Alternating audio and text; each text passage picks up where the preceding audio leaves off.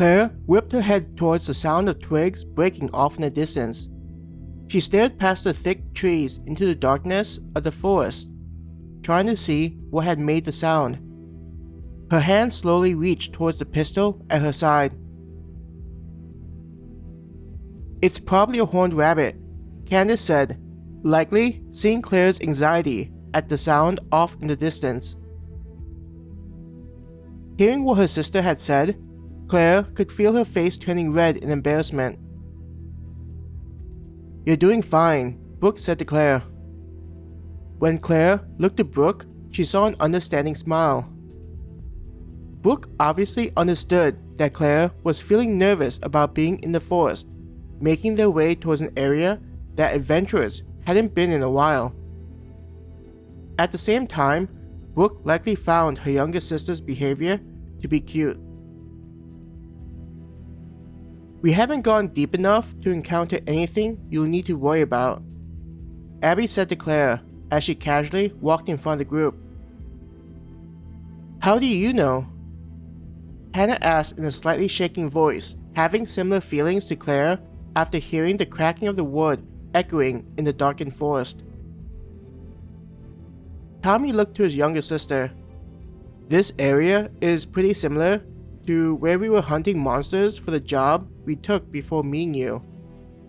Also, we still have a ways to go before there are any monsters that a level 5 adventurer would have difficulty with. Even if this is a portal for higher level adventurers, the areas near the town are still going to be relatively safe, partly due to how often adventurers are hunting for monsters," Frida explained to Claire and Hannah. "This is the case in most areas. The reason the portal leading to this town is higher is due to the likelihood of running into monsters that even adventurers above level 10 would struggle against so soon after leaving the town." Getting a better understanding of the situation, Claire nodded at what was being explained to her and Hannah. Since they weren't used to the area, it felt nice to have things explained instead of running into surprises. Seeing that everyone else was relaxed, Claire tried to get into the same mindset of not being frightened by everything. "It's probably just being in a new environment," she tried to convince herself. Stepping on the moss, Claire felt as though her footsteps were being absorbed and silenced. It made it so that each time she stepped on a leaf or twig, the sound felt louder than it should have been. They had been walking for quite some time into the forest, heading deeper and deeper into the darkened area. "Oh, there's a deer," Candace said cheerfully. Claire turned to look and saw a deer casually grazing on the vegetation. It stopped and looked up. The deer stared at them before returning to eat what was on the ground. "Why isn't it running away?" Hannah asked. Seeing the animal, Claire was equally confused. Adventurers may not have been in this area for a while.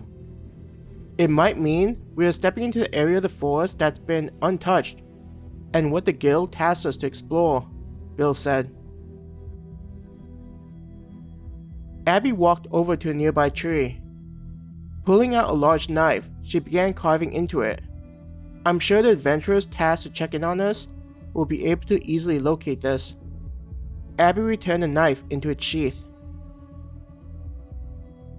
"Though we may be in the area, I still don't think we'll encounter anything yet," Abby said to the group. Astrid nodded. "I think so too. It'd be a waste of stamina to become wary of monsters so soon." After marking the tree, they continued into the forest. Claire looked at the deer again, which was still eating its food in peace.